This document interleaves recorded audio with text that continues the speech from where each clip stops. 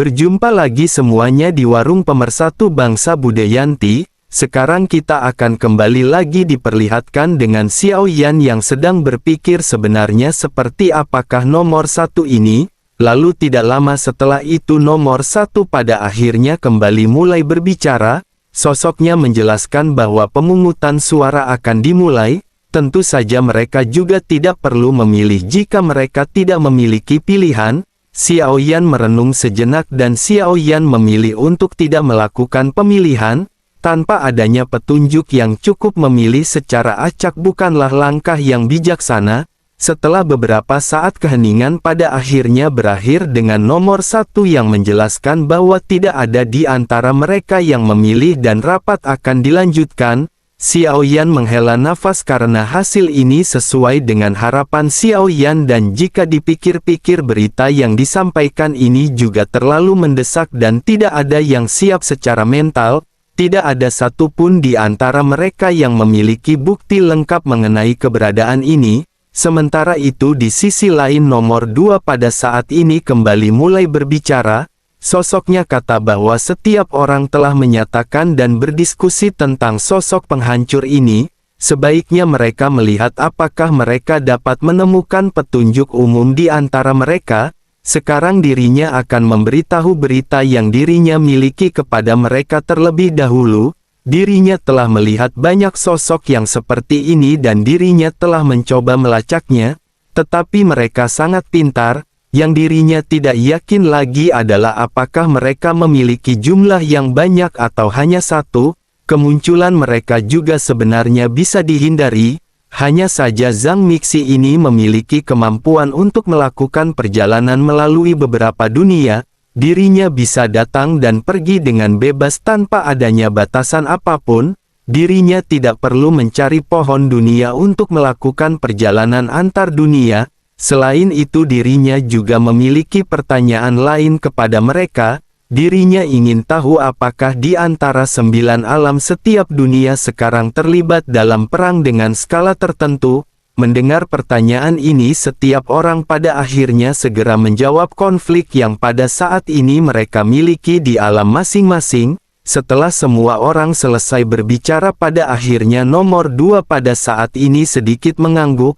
Sejujurnya dirinya telah tahu permasalahan yang dihadapi oleh setiap alam setelah mereka menjelaskannya di pertemuan mereka berkali-kali sebelumnya. Namun dirinya pada saat ini berniat untuk memastikan poin-poin utama yang dialami oleh setiap alam. Sosoknya pada akhirnya segera menjelaskan bahwa perselisihan di berbagai dunia sepertinya pecah pada saat yang bersamaan. Master pembawa kehancuran tampaknya ingin menyebarkan perang ke 9 alam yang ada. Sekarang hal tersebut masih hanya dapat dikatakan sebagai percikan api dan jika hal ini menyebar hal tersebut benar-benar akan membakar habis semuanya. Dengan begitu maka mereka harus berkumpul bersama dan mereka harus menemukan cara untuk melawan sosok Zhang Mixi ini. Mereka juga harus menekan dunia yang pada saat ini sedang berada di dalam permasalahan.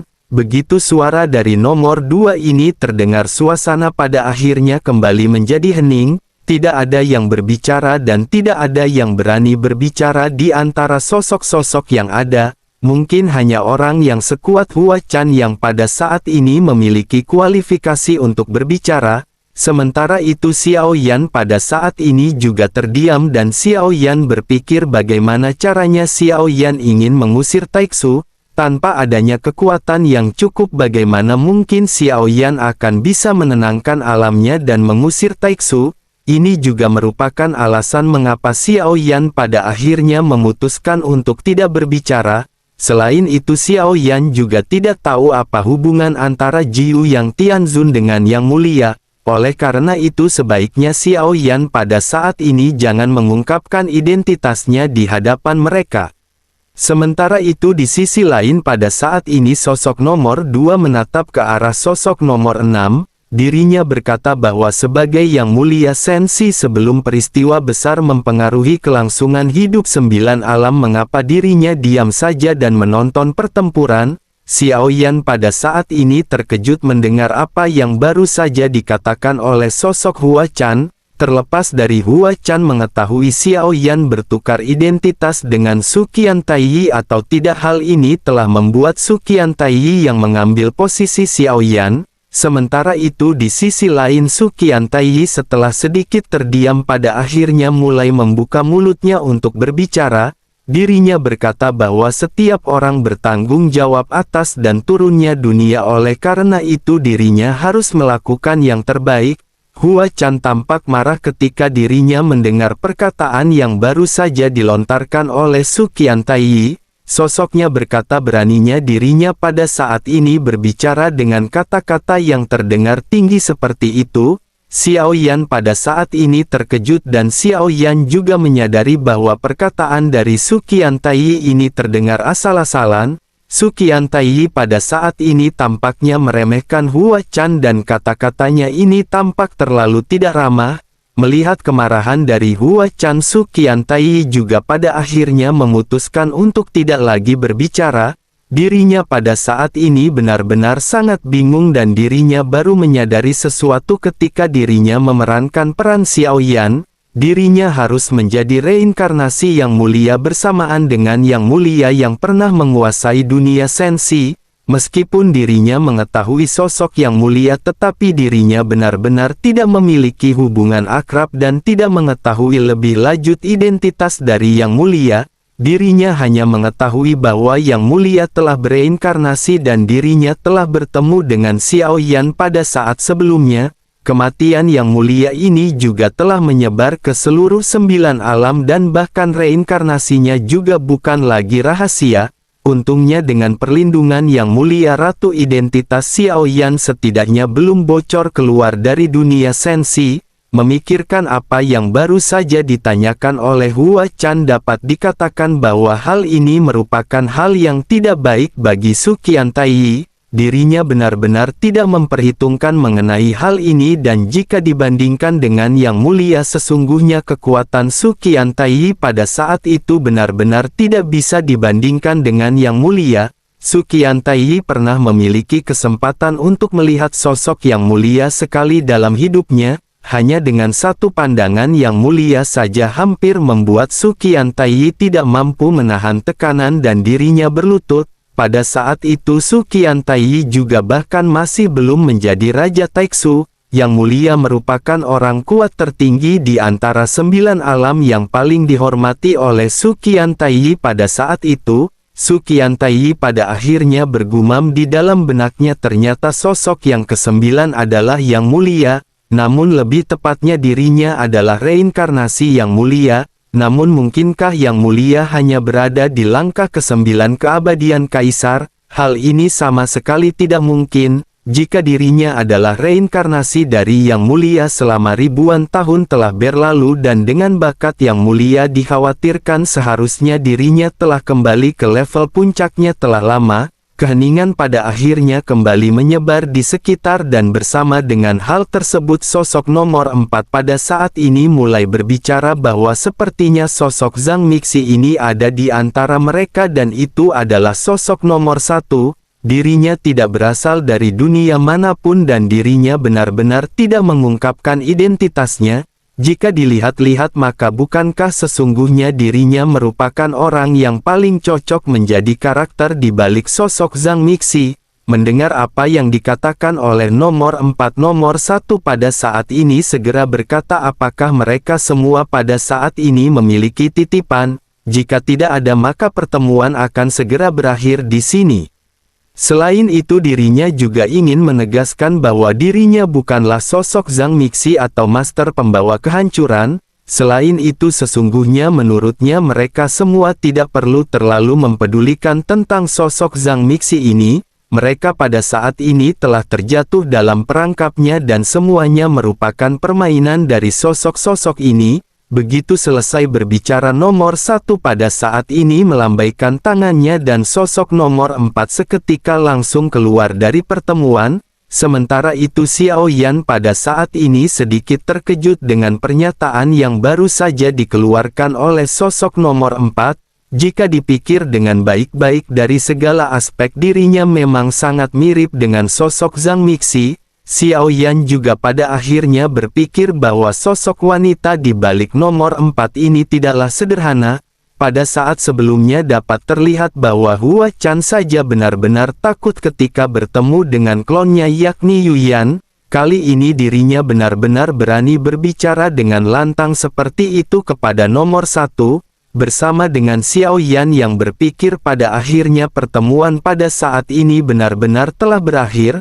Semua orang meninggalkan platform mereka masing-masing dan bersamaan dengan hal tersebut suara nomor 1 pada saat ini terdengar di benak Xiao Yan ketika menjelaskan bahwa Qi ingin berbicara dengan Xiao Yan sendirian. Xiao Yan pada saat ini sedikit penasaran apakah sesungguhnya yang akan disampaikan oleh Qi. Meskipun Xiao Yan tidak mengetahui identitasnya tetapi Qi telah membantu Xiao Yan berkali-kali. Xiao Yan pun menyetujuinya hingga pada akhirnya keduanya segera bertemu di platform berwarna biru. Sosok Qi pertama kali berbicara kepada Xiao Yan ketika bertanya bagaimana tentang pemurnian obat mujarabnya. Ada permintaan yang sangat besar untuk obat mujarab baru-baru ini. Xiao Yan dengan sedikit menyesal menjelaskan bahwa dirinya benar-benar ingin meminta maaf karena dirinya tidak memiliki waktu untuk memperbaiki ramuan tersebut. Qi pun sedikit mengangguk dan berkata bahwa itu tidak apa-apa. Kali ini sesungguhnya dirinya tidak mencari Xiao Yan untuk proses alkemis. Xiao Yan sedikit mengerutkan kening dan bertanya lalu apa yang diinginkan oleh Qi dan dirinya bisa mengatakannya. Qi pun menghela nafas dan berkata bahwa jika begitu permasalahannya maka dirinya akan berbicara terus terang. Xiao Yan pasti telah mendengar mengenai dunia kuno, meskipun dunia ini hancur sebelum dunia yang luas dirinya yang berasal dari dunia kuno sesungguhnya pada saat ini tidak memiliki tempat tinggal sama sekali. Dirinya juga telah lama menunggu kesempatan untuk membalaskan kebencian alamnya sendiri. Xiao Yan pada saat ini kembali dikejutkan dan Xiao Yan segera bertanya bagaimana dunia kuno bisa binasa. Qi pun menjelaskan bahwa beberapa dunia menyerbu pada saat yang bersamaan dengan dipimpin oleh Taixu. Akhirnya hal tersebut menyebabkan kehancuran dunia kuno. Untungnya dirinya pada saat itu tidak berada di dunia kuno dan jika tidak maka dirinya akan ikut mati di dalamnya. Xiao Yan pada saat ini tertegun dan Xiao Yan bertanya-tanya apakah tujuannya mengatakan hal ini. Jika Taixu yang memimpin pertempuran seharusnya sosok Qi ini telah mengetahui identitas asli Xiao Yan yang bukanlah Su Qiantai. Xiao Yan pada akhirnya segera bertanya apakah dirinya tahu bahwa Xiao Yan bukan Su Qiantai. Menanggapi hal tersebut Qi pada saat ini kembali menghela nafas. Sosoknya menjelaskan bahwa monyong-monyong dirinya tidak pernah memiliki kesempatan untuk mengenal yang mulia, tetapi sekarang dirinya dapat berkomunikasi dengan orang terkuat di puncak dan ini merupakan sebuah berkah. Jika yang mulia membutuhkan sesuatu maka yang mulia bisa berbicara kepadanya. Semua yang dirinya miliki sekarang dapat diberikan kepada yang mulia. Xiao Yan menghela nafas dan segera menjelaskan bahwa mereka tidak harus seperti ini. Taixu sekarang telah menyerang Sensi, karena mereka telah memilih cara ini maka Sensi tidak akan menyerah dan bahkan meskipun Taixu mundur mereka harus membayar harga yang mahal. Qi pun sedikit mengangguk dan berkata bahwa meskipun dirinya telah bepergian ke seluruh dunia kekuatannya sendiri tidaklah cukup. Jika Sensi dapat menghancurkan Taixu dirinya akan bersedia memberikan semuanya. Xiao Yan pada saat ini sedikit mengangguk dan Xiao Yan pada akhirnya segera kembali berbicara dengan tegas. Xiao Yan berkata bahwa Sensi pada saat ini kekurangan kekuatan tempur dan mari mereka melihat apakah mereka bisa mendapatkan puluhan ribu keabadian dewa untuk membantu dalam pertarungan. Qi pada saat ini sedikit terkejut dan tanpa sadar bergumam bahwa jumlah ini. Qi tidak melanjutkan perkataannya sementara Xiao Yan pada saat ini sedikit tertawa. Xiao Yan berkata bahwa dirinya pada saat ini hanya bercanda. Sensi hanya bisa mengandalkan dirinya sendiri pada saat ini dan sulit untuk mencari bantuan dari dunia lain. Adapun mengenai Taixu Xiao Yan akan melakukan yang terbaik untuk membayar darah demi darah. Xiao Yan pun kembali menghela nafas dan menjelaskan bahwa sudah waktunya bagi Xiao Yan untuk pergi. Saat dirinya memiliki waktu luang, dirinya akan menyempurnakan ramuan untuk Qi. Qi pun sedikit mengangguk dan menjelaskan lagi bahwa jika Yang Mulia membutuhkan sesuatu maka Qi akan melakukan yang terbaik. Meskipun kekuatan kecilnya tidak signifikan, dirinya berharap dapat membantu Sensi di dalam pertempuran. Xiao Yan tidak menjawab hingga pada akhirnya keduanya menghilang dari platform batu. Selanjutnya Xiao Yan kembali ke dunia nyata dan Xiao Yan perlahan membuka matanya dan begitu Xiao Yan melek ada sepasang mata yang hampir menempel di wajahnya dan mereka saling bertatapan. Ye Beijing pada saat ini tersenyum dan berkata, akhirnya Xiao Yan kembali dan apakah rapatnya baru saja selesai? Xiao Yan pada saat ini sedikit tertegun dan Xiao Yan pada saat ini sedikit mundur menatap ke arah Ye Beijing. Selanjutnya Xiao Yan memeriksa pakaiannya terutama pakaian bagian bawah. Setelah menyadari semuanya baik-baik saja pada akhirnya Xiao Yan pun menghela nafas lega karena Joninya sudah terkendali.